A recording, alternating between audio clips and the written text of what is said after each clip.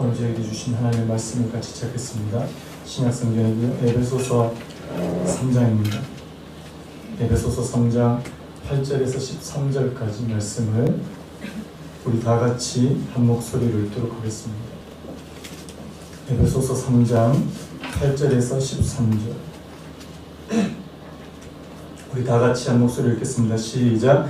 모든 성도 중에 지극히 작은 자보다 더 작은 나에게 이 은혜를 주신 것은 측량할 수 없는 그리스도의 풍성함을 이방인에게 전하게 하시고 영원부터 만물을 창조하신 하나님 속에 감추어졌던 비밀의 경륜이 어떠한 것을 드러내게 하려 하심이라.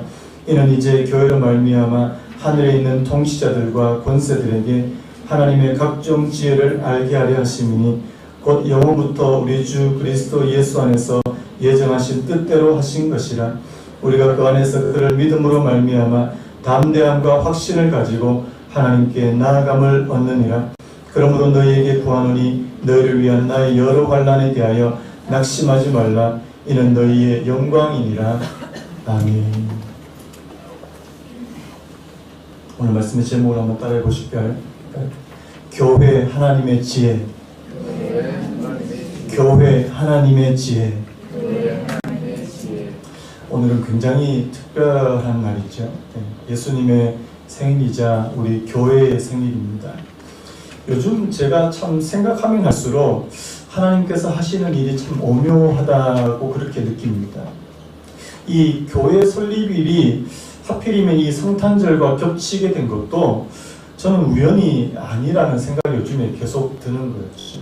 사실 우리가 뭐 억지로 맞추기 위해서, 의도적으로 맞추기 위해서 그렇게 한 게 아닌데, 이렇게 공사를 하다가 보니까 이제 첫 예배를 성탄절에 지내게 됐거든요. 2년 전에요. 제가 아는 어떤 목사님이 저보고, 야, 설립 예배 주일하고 이 성탄 주일하고 행사 한꺼번에 해서 너무 좋겠다, 뭐 그런 얘기도 하셨어요. 그래서 뭐 일석이조 뭐 이런 말, 일타쌍피 뭐 이런 얘기를 하시는데 저는 무슨 말인지 도무지 모릅니다. 그래서 물론 그런 점도 있는데요, 저는 처음에 이게 우연하게 시기가 겹친 것이라고 생각했는데요, 지금 생각해 보니까 이게 우연이 아닌 것 같다는 생각이 듭니다. 여기에도 하나님의 뜻이 있지 않을까라는 생각을 해봤거든요. 이게 뭐 저만 그렇게 생각하는지 모르겠는데요, 성경을 봐도 예수님이 이 땅에 오신 사건, 이 성탄하신 이 사건과 또 이 교회가 세워지는 것이 무관하지 않더라는 사실입니다. 여러분들이 잘 아시는 그 누가복음 2장 14절에 이런 말씀 있지 않습니까? 지극히 높은 곳에서는 하나님께 영광이요 땅에서는 하나님이 기뻐하신 사람들 중에 평화로다 하니라. 이 말씀이 어떤 말씀인지 아시죠? 예수님이 인간의 몸을 입고 이 땅에 오신 사건이 사람들에게 뭐가 된다고요? 평화가 된다. 이 평화의 복음을 주시기 위해서 이 땅에 오셨다, 이렇게 말씀을 하는 거 아닙니까? 그래서 이 평화의 복음이 전해지면서 궁극적으로 뭐가 생겨나니까 바로 교회가 생긴 거거든요. 그래서 이 예수님의 탄생과 이 교회의 탄생이 이게 무관한 부분이 아닌 것 같더라고요. 여러분들이 잘 아시는 그 하영조 목사님의 그 책 가운데 사도행전적 교회를 꿈꾼다라는 책이 있거든요. 그 책에 보면 예수님이 이 땅에 오실 때 세 가지 비전을 가지고 오셨다, 이런 말씀을 합니다. 첫 번째 비전이 뭐냐니까 바로 십자가를 지시는 비전이고, 두 번째가 교회를 세우는 비전이고, 세 번째가 우리에게 성령을 주시는 비전이라고 그렇게 말씀을 하시더라고요. 여러분, 이 십자가, 그리고 교회, 그리고 성령, 이게 다 하나로 연결이 되더라는 사실입니다. 예수님이 십자가를 지심으로 인간의 죄 문제를 해결하시고, 또한 성령을 부어주심으로 이것이 바로 우리에게 복음이 되는 거 아닙니까? 이런 복음으로 인해서 교회가 생겨나게 되는 그런 모습들 말입니다. 그래서요, 제가 왜 이런 말씀을 오늘 말씀을 시작하냐니까, 오늘 우리가 읽은 이 본문에도 이 복음과 교회와의 관계를 좀 알 수 있는 그런 대목이 나온다는 사실입니다. 지난주에 우리가 이 바울에게 주신 이 그리스도의 비밀, 이 비밀이 뭐라 그랬습니까? 이방인을 위한 이 복음이라고 제가 말씀을 드렸는데요, 이게 바울에게 복음을 전하는 사명으로 연결된다고 그런 말씀을 드렸습니다. 그래서 제가 7절 말씀에 이렇게 말씀이 됐지 않습니까? 이 복음을 위하여 그의 능력이 역사하시는 대로 내게 주신 하나님의 은혜의 선물을 따라 내가 뭐가 됐다고요? 일꾼이 되었다. 저는 이 구절이 이 사도 바울의 위대한 사명 선언문이라고 그렇게 생각을 하거든요. 여러분 한번 따라해 보실까요? 이 복음을 위하여 그의 능력이 역사하시는 대로 내게 주신 하나님의 은혜의 선물을 따라 내가 일꾼이 되었노라. 예, 이게 정말 이 바울의 이 복음과 사명을 정말 함축적으로 나타내주는 그런 말씀이라고 제가 말씀을 드렸는데요. 그래서 하나님이 깨닫게 해주신 복음을 전하는 일꾼이 되는 것이 바로 이 바울의 사명이다. 이런 말씀을 드렸습니다. 여러분, 오늘 저와 여러분들에게도 이 복음을 전하는 사명이 있는 그런 저와 여러분인 줄로 믿습니다.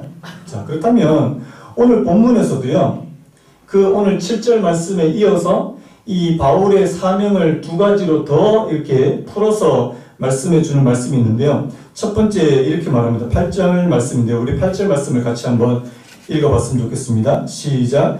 모든 성도 중에 지극히 작은 자보다 더 작은 나에게 이 은혜를 주신 것은 측량할 수 없는 그리스도의 풍성함을 이방인에게 전하게 하시고. 여러분, 이 첫 번째 이 바울의 사명을 뭐라고 얘기하냐니까 그리스도의 풍성함을 이방인에게 전하는 것이다. 이렇게 말씀을 하는 겁니다. 여기서 말하는 이 그리스도의 풍성함이 뭐냐라고 말하면요. 바로 이 복음을 믿는 자들에게 주시는 구원의 풍성함, 이 구원의 은혜의 풍성함을 말씀하는 것입니다.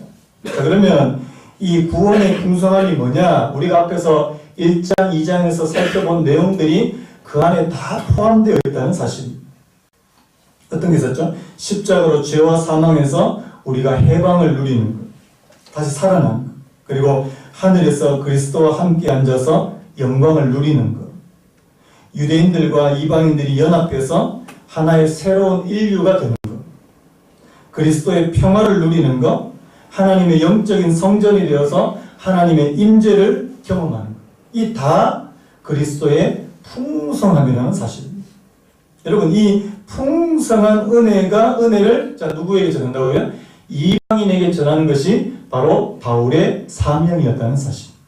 여러분, 오늘 예수 그리스도 안에는요, 이런 측량할 수 없는 이 그리스도의 이 구원의 은혜의 풍성함이 있는 줄로 믿습니다. 저와 여러분들이 누려야 될 거라는 사실. 여러분, 누리고 계신 분만 아멘. 아멘 소리 굉장히 작은데 누리시길 바랍니다. 하나님께서 저희들에게 주시는 풍성한 거예요. 풍성. 그렇다면 이런 풍성한 은혜를 누구에게 주셨는가 하는 오늘 그 부분을 제가 좀 나누고 싶은데요. 오늘 앞에서 바울이 이 8절 말씀에서 자기 자신을 소개하면서 뭐라고 소개하냐니까요.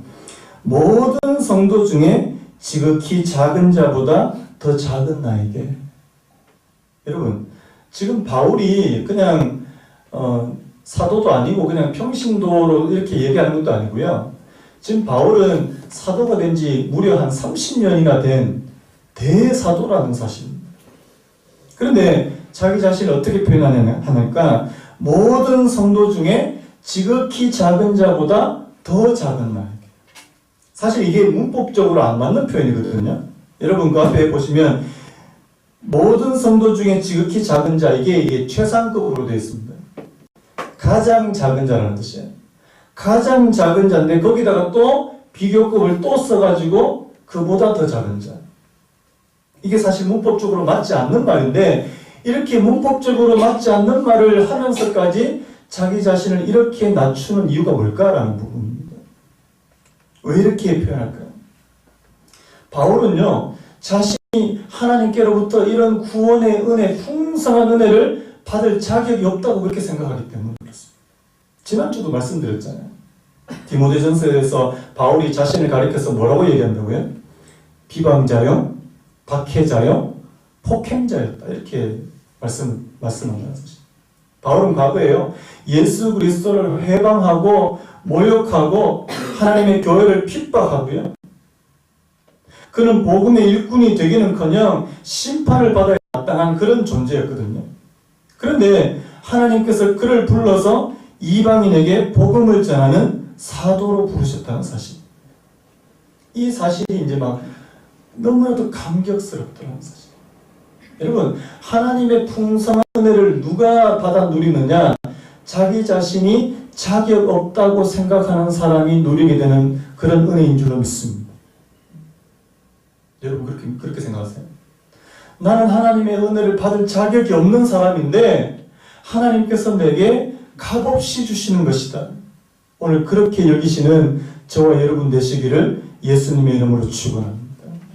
그래서 이 모든 성도 중에 지극히 작은 자보다 더 작은 나라는 이 표현 가운데는요, 첫 번째, 자기 자신을 무가치한 그런 존재라고 하는 그런 인식과 더불어서요, 두 번째 뭐가 있냐니까 자격 없는 자신에게 존귀한 사명을 맡기신 하나님의 은혜에 대한 감격과 감사가 있다는 사실. 여러분, 오늘 저와 여러분들에게 이런 감격과 감사가 있어야 됩니다. 저는요, 일주일 동안 이번에 말씀을 준비하면서 이 감격과 감사가 제게 있더라고요. 저같이 부족하고 미숙한 이런 사람한테 하나님께서 목사라고 하는 직분을 맡겨주셨더라고요. 여러분, 제가 요즘 들어서 얼마나 실수가 많은 존재인지 새삼스럽게 깨닫게 됩니다. 제가 말 실수가 많더라고요. 요즘. 제가 어제 말씀을 준비하다가 몇 달 전에 한번 했던 실수가 생각이 나서 얼굴이 화끈거렸거든요. 무슨 실수한지 아십니까? 저희 교회 방문하신 어떤 분이 50대인가 60대 분이 계셨거든요. 이분이 이제 어린 아이 한 4살, 5살짜리 애를 데리고 오신 거예요. 그냥 가시면은 이제 그냥 안녕히 가세요 하고 인사만 하면 되잖아요. 근데 제가 뭐라고 얘기한 줄 아십니까? 손자신가 봐요. 이분이 하는 말이 족한데요. 얘기하는 거예요. 무슨 말인지 이해가 안 되십니까? 제가 얼마나 얼마나 막 정색을 하시면서 족한데요. 이렇게 얘기하니까 제가 왜 그 이야기를 했을까? 그냥 가시면 안녕히 가시라고 그냥 인사만 하면 되는데 괜히 한 마디 더 했다가 그분 요즘에 저희 교회 방문 안 하시잖아요. 제가 요즘에 얼마나 그래서 여러분 그래서 요즘에 제가 말 실수가 너무 많아서요. 저희 집사람한테 이런 실수를 했다 그러니까 저희 집사람이 이렇게 말하더라고요. 너무 가볍다. 너무 가볍다. 네, 저 가벼운 사람입니다. 좀 입도 무겁고 이게 좀 이게 진중하고 이렇게 돼야 되는데 전혀 그렇지 못한 그런 사람인 것 같아요. 그래서 그런 실수들이 이번 주에 막 생각이 나면서요. 뭐 이것뿐만 아니고요. 제가 했던 실수들, 작고 크고 작은 실수들이 정말 여러분들이 못 느끼셔서 그런데 그런 실수들이 너무 많더라고요. 그런데요, 하나님께서 그런 저한테 교회를 맡기셨더라고요. 목사가 되게 하셨고요. 또 여러분들에게 성도님들을 이렇게 맡아서 이렇게 하는 그런 직분을 저한테 주셨더라고요. 그래서 이게 제 자신이 부끄러우면서 하나님 앞에 막 감사가 되고 감격이 되더라는 그런 생각을 이번 주에 했습니다. 그래서요, 여러분, 저희가 하나님의 이런 풍성한 은혜를 받을 자격이 별로 없는 사람입니다. 그 사실을 인정하시고 오늘 바울처럼 내가 이 모든 성도들보다 더 작은 자보다 더 작은 나인데 이런 나에게 하나님께서 은혜를 베풀어 주셨다. 그렇게 고백하실 수 있는 저와 여러분 되시기를 예수님의 이름으로 축원합니다. 그게 이제 8절 말씀이거든요. 그래서 측량할 수 없는 그리스도의 풍성함을 이방인에게 전하게 하시고, 그 다음에 두 번째가 뭐냐니까 이 9절에 나오는 말씀인데 이 8절과 연결되는 말씀입니다. 영원부터 만물을 창조하신 하나님 속에 감추어졌던 비밀의 경륜이 어떠한 것을 드러내게 하려 하십니다. 이 하나님 속에 감추어졌던 비밀의 경륜이 뭐냐? 지난주에 말씀을 드렸죠. 바로 이 그리스도의 비밀을 말씀하는 것입니다. 그 앞에 바로 6절에 보면 그리스도의 비밀이 뭔지 우리가 알 수 있죠. 우리 6절 말씀 다시 한번 같이 한번 읽어볼까요? 시작. 이는 이방인들이 복음으로 말미암아 그리스도 예수 안에서 함께 상속자가 되고 함께 지체가 되고 함께 약속에 참여하는 자가 됨이라. 하나님과 전혀 상관이 없었던 이방인들이 복음 때문에 유대인들과 동등하게 상속자, 지체, 약속에 참여한 자가 되는 것이 비밀이다. 이게 이방인을 위한 복음이고요. 이 복음을 전하는 것이 바울의 사명이다. 이런 말씀을 드렸습니다. 자, 그렇다면 제가 이 8절 9절을 빨리 이야기한 이유는 뭐냐니까 이 9절로 넘어가기 위함인데요. 이 오늘 말씀의 핵심이 9절이 아니고 이 10절이 오늘 말씀의 핵심인 것 같습니다. 바울에게 하나님께서 사명을 주셨다 말씀드렸죠. 비밀을 주시고 복음을 주시고 그 복음을 전할 수 있는 사명을 주셨는데 그 사명의 결과가 뭐냐라는 부분이에요. 여러분 오늘 10절 말씀에 갑자기 뭐가 나옵니까? 이는 이제 교회로 말미암아 이렇게 되어 있지 않습니까? 자, 저를 잠깐 보세요. 여러분 바울이 지금 하나님께서 주신 놀라운 복음을 깨닫고요. 비밀을 깨닫고 그것을 열심히 전했는데 그 전한 결과로 생겨난 것이 뭐다? 교회다. 이렇게 말씀하고 있는 거예요. 이해되십니까? 오늘 이 복음과 교회의 이 관계를 아시겠죠? 여러분 복음의 결과가 바로 교회라고 그렇게 성경은 말씀하고 있다는 사실. 교회는 바로 복음이 선포되는 곳에 바로 교회가 시작되는 줄로 믿습니다. 교회 바로 복음이에요. 그래서 이 복음과 교회와의 관계를 오늘 이 10절 말씀에서 우리가 잘 알 수 있다는 사실입니다. 그래서요, 복음이 없는 교회는 교회일까요? 교회가 아니라는 사실. 왜? 복음이 선포되는 곳에 이 진정한 교회들이 세워지기 때문에 그렇습니다. 오늘 이 복음이라는 것이 교회를 뒷받침하고 있는 기초가 되는 바로 아주 중요한 사실이라는 것입니다. 그래서요, 오늘 특별히 오늘 여기가 교회는요, 어떤 곳이라고 말씀합니까? 10절 말씀을 가만히 보면 이는 이제 교회로 말미암아 하늘에 있는 통치자들과 권세들에게 자 뭐를 알게 한다고요? 하나님의 각종 지혜를 알게 하려 하십니다. 자, 복음의 결과로 생긴 것이 뭐다? 이 교회다. 그런데 이 교회는 어떤 곳이냐? 바로 하나님의 지혜를 드러내는 곳이다. 그래서 오늘 설교의 제목이 바로 교회 하나님의 지혜인데요. 자, 그럼 이 하나님의 지혜를 드러낸다는 것이 이게 무슨 의미냐는 것입니다. 오늘 말씀이 조금 어려울 수 있는데요. 이 하나님의 지혜를 드러낸다는 이 부분에 대해서 이제 여러분들이 들어보신 그 존 칼빈이라는 분이 있지 않습니까? 존 칼빈이라는 분이 이런 말을 했는데 한번 들어보실래요? 사도 바울이 유대인들과 이방인들로 구성된 교회를 통치자들과 권세들이 하나님의 경이로운 지혜를 관찰하는 거울로 생각했다. 이게 무슨 말이냐니까요. 이 교회가 하나님의 지혜를 드러내는 거울인데 이 하나님의 지혜가 뭐냐니까 유대인들과 이방인들이 한 교회 안에 함께 있게 되는 거예요. 무슨 말이냐니까 서로 이질적인 집단인 이 유대인과 이방인들이 교회 안에서 갈등 없이 지낼 수 있는 것. 이게 바로 하나님의 지혜를 보여주는 것이다. 이렇게 말씀하고 있다는 사실입니다. 여러분 우리가 에베소서 2장에서 어떤 말씀을 나눴냐니까요. 유대인과 이방인들이 예수 안에서 한 세 사람 들어보셨죠? 한 세 사람을 이루어서 화평하게 만드셨다. 이런 말씀을 드렸습니다. 여러분 제가 더 이상 설명 안 해도 되는데 유대인들과 이방인들은 서로 잘 섞이는 무리입니까? 절대 섞일 수 없는 무리들입니까? 물과 기름 같은 사람. 유대인들은 자기들 율법하고는 율법과 조금만 틀리면 이방인들을 완전히 이제 그냥 사람 취급도 안 해주고요. 그런 이방인들은 또 유대인들을 보고 답답해서 저런 골통분자, 보수적인 이 두 집단이 도무지 이게 섞일 수 없는 그런 집단이거든요. 그런데 이 두 집단이 그리스도 안에서 그리고 교회 안에서 하나가 되는 거. 여러분, 이거는 능력 아닙니까? 이거는 하나님의 지혜일 뿐만 아니라 하나님의 능력이라는 사실입니다.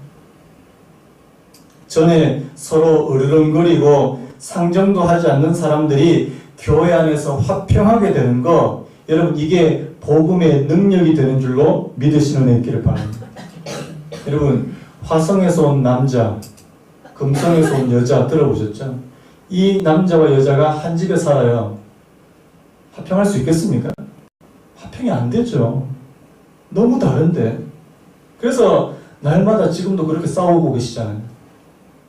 죄송합니다. 근데 이 두 사람이 어떻게 화평을 할 수 있느냐? 저는 이게 복음의 능력이라고 생각합니다. 시어머니와 며느리가 서로 사랑하며 살 수 있는 곳, 그런 곳이 있을까요? 사춘기 자녀들과 부모들이 함께 웃으면서 살 수 있는 곳. 요즘 뭐 중2 되면 완전 뭐 장난 아닙니다. 여러분, 제가 어렸을 때 이런 찬양이 있었어요. 사막에 샘이 넘쳐 흐르리라. 사막에 꽃이 피어 향내 내리라. 주님이 다스리는 그 나라가 되면 사막이 꽃동산 되리. 그 다음에 가사가 뭔지 아세요? 사자들이 어린 양과 뛰놀고 어린이들 함께 뒹구는 참사랑과 기쁨의 그 나라가 이제 속히 오리라. 여러분, 사자하고 어린 양하고 어떻게 같이 놀아요? 2절 후렴 가사가 뭔지 아십니까? 독사굴에 어린이가 손 넣어도 장난쳐도 물지 않는 이런 나라가 있습니까? 여러분, 저는 이게 복음의 능력이라고 생각하거든요. 저 사람하고 난 절대 같이 잘 못 지내. 난 저 사람하고는 절대 같이 못 지내. 그 사람하고 화해가 되고 화평이 되고 관계가 회복되는 거, 이것이 복음의 능력인 줄로 믿습니다. 이게 바로 하나님의 지혜를 보여주는 것이다. 이렇게 지금 바울은 말씀하고 있는 거거든요. 교회가 바로 그런 곳이라는 사실. 뭐 요즘에 교회들이 뭐 이런 이유 저런 이유로 막 시끄럽고 싸우고, 그거는 아직까지 교회의 모습이 어떤 모습이어야 되는지를 잘 모르는 거 아닙니까? 아니면 그 교회 안에 정말 복음의 능력이 나타나지 않는 거 아니냐 말입니다. 여러분, 저는 교회에 하나 되는 것이 교회가 할 수 있는 최상의 모습이라고 그렇게 생각하거든요. 교회의 능력이 재정이 많고 재능 많은 사람들이 많은 게 그게 능력이 아니고요. 하나 되는 거, 이게 능력이라는 사실입니다. 그래서 교회가 화목하게 지내는 거, 저는 이걸로 충분하다고 생각합니다. 제가 예전에 섬겼던 교회가 큰 교회거든요. 제가 표어가 뭐라고 그랬습니까? 싸우지 말자요. 싸우지 말자. 무슨 초등학교 그 품도 아니고. 저희 교회 표어도 그렇게 지었으면 좋겠어요. 집사님 한 분이 저기 뒤에다가 이렇게 표어를 하나 이렇게 써서 붙이자고. 싸우지 말자. 저는 여러분과 싸울 생각이 전혀 없어요. 싸울 힘도 없어요, 지금. 뭐 설교 준비하고 다른 거 하기 바빠서 싸울 힘도 없고 싸울 시간도 없어요. 안 싸웠으면 좋겠습니다. 서로 사랑하고요. 하나가 되기도 모자라는 시간이에요. 여러분, 요한복음 13장 35절에 무슨 말씀인지 아시죠? 같이 읽어볼까요? 시작. 너희가 서로 사랑하면 이로써 모든 사람이 너희가 내 제자인 줄 알리라. 여러분, 제자 훈련 3년, 5년, 10년 한다고 사람들이 우리를 제자로 알아주는 게 아니고요. 우리가 뭐 하면 사람들이 우리를 제자로, 예수님의 제자로 알아준다고요? 서로 사랑하는. 그래서 하나 되고 사랑하는 것이 이게 능력이라는 사실이에요. 그렇다면 오늘 이제 좀 시간이 좀 많이 지났는데요. 어떻게 하면 교회의 하나됨이 이루어질 수 있을까? 어떻게 하면 하나님께서 기뻐하신 이 교회를 통해서 하나님의 지혜가 드러나게 할 수 있을까? 우리 두 가지만 좀 간략하게 생각하고 오늘 말씀을 정리하려고 하는데요. 첫 번째가 바로 이 예배를 통해서라는 사실입니다. 우리 12절 말씀 같이 한번 읽어보겠습니다. 시작. 우리가 그 안에서 그를 믿음으로 말미암아 담대함과 확신을 가지고 하나님께 나아감을 얻느니라. 여러분, 여기서 말하는 하나님께 나아가는 것, 이게 바로 예배라는 사실이에요. 유대인이든 이방인이든 하나님께 드리는 진정한 예배를 통해서 하나 될 수 있다는 사실. 여러분, 에베소서 2장 18절에 이와 유사한 말씀이 나오는데요. 자, 2장 18절 이런 말씀이 있습니다. 이는 그로 말미암아 우리 둘이 한 성령 안에서 아버지께 나아감을 얻게 하려 하심이라. 여기서 말하는 우리 둘은 누굴까요? 이방인, 유대인. 우리 둘이 한 성령 안에서 아버지께 나아감을 얻게 하려 하십니다. 여러분, 우리가 어떻게 하나님 앞에 나아갈 수 있다고요? 한 성령 안에서. 그리고 오늘 우리가 읽은 이 12절 말씀에 보면 우리가 그 안에서란 말은 바로 예수 그리스도 안에서라는 말입니다. 여러 가지 표현이 있죠. 그를 믿음으로 말미암아 담대함과 확신을 가지고, 여러분, 뭘 말하는 거예요? 우리가 하나님 앞에 예배하러 나갈 때 어떤 마음으로, 어떤 자세로, 어떤 태도로 하나님 앞에 나아가야 될 것을 말씀하고 있는 것입니다. 여러분, 예배하는 사람은 어떻게 예배해야 됩니까? 한번 따라해 볼까요? 영과 진리로 예배할지니라. 여러분들이 예배하실 때 하나님께서 주시는 성령의 충만한 그런 역사와 올바른 진리의 선포를 가지고 그렇게 하나님 앞에 예배 드릴 때 하나님께서 이곳에 하나 되게 하는 역사를 허락해 주실 줄로 믿습니다. 그거 말하는 거예요. 이 교회의 하나됨이 예배를 통해서 가능하다는 사실. 그래서 예배가 중요해요. 진짜 예배가 중요해요. 오늘 저와 여러분들이 진짜 이 예배를 하나님 앞에 내가 잘 드려야 되거든요. 여러분, 예배는 정성이잖아요. 근데 마음이고요. 하나님께서 뭘 보십니까? 여러분들의 외모, 얼마나 이렇게 단정하고 나왔나? 이거 안 보시잖아요. 여러분들의 마음을 보시잖아요. 제가 예전에도 한번 언급한 적이 있는데요. 하와이에서 목회하시는 이 웨인 코데이로라고 하는 목사님이 계십니다. 이분이 하와이에서 사역을, 목회를 정말 잘하셨는데요. 이분 교회는 이제 매주 강당을 빌려서 이제 예배를 드리는, 10,000명이 넘는 그런 사람들이 강당에 막 빼곡히 들어서서 그렇게 예배를 드리는데, 갑자기 이제 어느 날 한 번은 고등학교 때 그 학교로부터 한 주일은 못 씁니다. 이런 통보를 받은 겁니다. 그런데 그거 이제 2주 전에 그 통보를 받은 거예요. 근데 이제 10,000명이 넘는 그 사람들이 예배 드릴 곳을 부랴부랴 이제 찾았는데 못 찾았대요. 결국에 어디서 예배를 드리기로 결정했냐니까 야외 공원에서 예배 드리자, 이렇게 이제 된 겁니다. 여러분, 그 음향시설도 엄청나잖아요. 거기다가 조명시설에 무대 장치까지 다 해놓고 그 야외. 여러분, 그 하와이의 이 봄에는요, 비가 정말 자주 온답니다. 그래서 1,000명이나 들어가는 천막도 설치를 했는데 이걸로 택도 없다는 거죠. 이 목사님이 이제 걱정이 된 겁니다. 10,000명 이상이나 되는 사람들이 와서 예배를 드려야 되는데, 그래서 토요일부터 막 기도를 하는데 토요일 저녁부터 이제 비가 부슬부슬 오기 시작하더래요. 주일날에는요, 목사님이 기도하셨는데 주일날은 아예 장대비가 오더랍니다. 목사님 입에서 이제 드디어 불평이 터졌습니다. 하나님, 제가 얼마나 주님을 오래 섬겼는지 굳이 말씀드려야 되겠습니까? 한 가지만 부탁드립니다. 딱 하나만 들어주십시오. 비가 웬 말입니까? 주님, 어떻게 이러실 수 있습니까? 그런데 이 목사님의 마음에 부인할 수 없는 하나님의 음성이 들리더랍니다. 야, 너는 내 인재보다 비한테만 신경을 쓰는구나. 이 음성이 진짜 들리더래요. 그러면서 그 진짜 주일날 자기 주변을 보니까 자기는 그렇게 불평하면서 투덜투덜거리고 있는데 다른 모든 성도들은 그 야외에서 비를 맞으면서 하나님 앞에 예배를 드리고 있다는 거죠. 전혀 계획치 않고요. 전요, 어떤 경우에는요, 이 목사보다 성도님들이 훨씬 더 훌륭한 예배자가 될 수 있다고 저는 생각합니다. 전 그렇게 생각해요.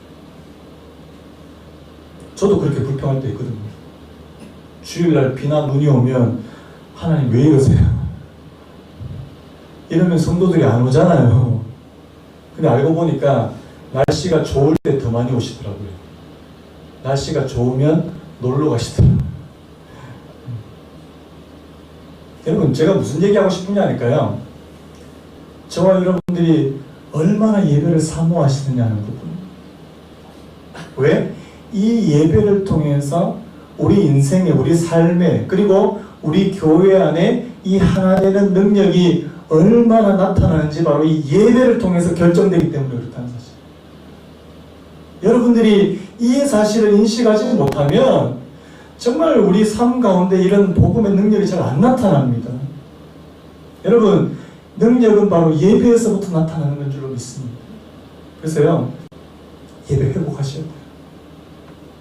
저와 여러분들이 진정한 하나님 앞에서 서는 진정한 예배자가 되어야 된다는 사실. 그렇다면 두 번째. 자, 첫 번째 뭐라고 했습니까?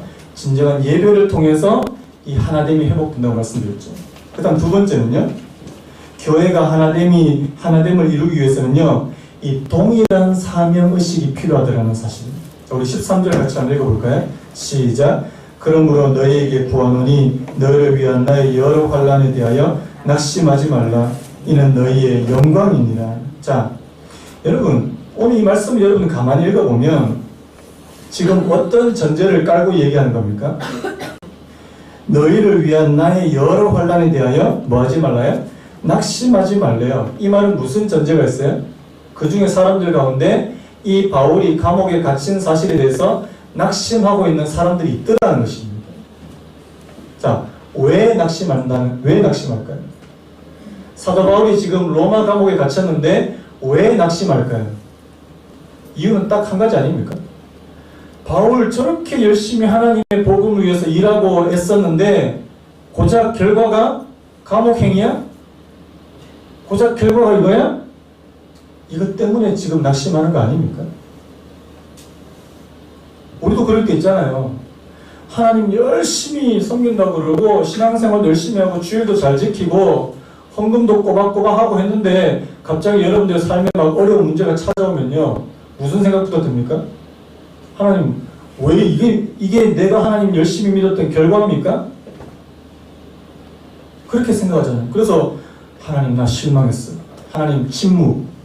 기도 안 해. 뭐 이렇게 돼버리는 거잖아요. 오늘 감옥에 갇혀있는 바울이 오늘 이 사람들한테 뭐라고 얘기하는지 한번 들어보세요. 너희에게 구하노니 너희를 위한 나의 여러 환난에 대하여 낙심하지 말라. 이는 너희의 영광이니라. 여러분, 바울이 지금 감옥에 갇힌 것이 너희에게 영광이 된다 이렇게 말씀합니다. 이게 말이 돼요? 왜 이런 말씀을 하냐 이 말이에요. 이게 바로 사명의식 때문에 그런 말씀을 할 수 있다는 사실. 사명의식. 여러분, 지금 바울이 감옥에 갇힌 것은 무엇 때문이라고 되어 있어요?